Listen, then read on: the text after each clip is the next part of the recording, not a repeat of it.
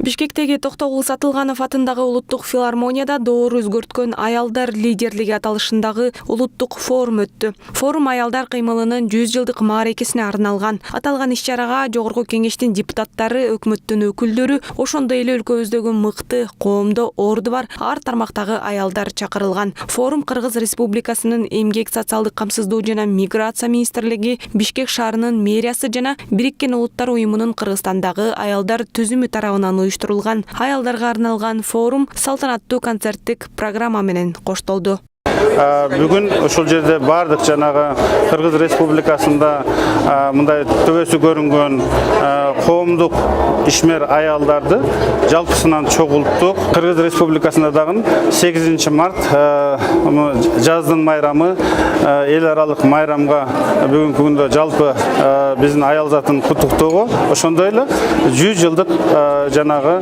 доорду өзгөрткөн аялдар деген темада өткөрүп жатабыз. Бүгүн иш-чара боюнча айтып кетсем, Бишкек шаарынан 600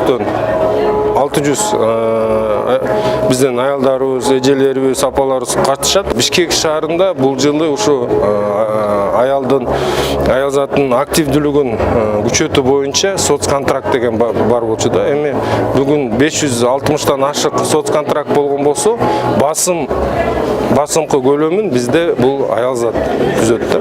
Себептен да жанакындай тигүүчү цех, кафелер, башкаларды иштеткенде ушу биздин аял зат ушу көпчүлүктү түзүп кетет. Биз ар дайым Бишкек шаарында шарттарды түзгөнгө даярбыз, ишти алып кеткенге даярбыз.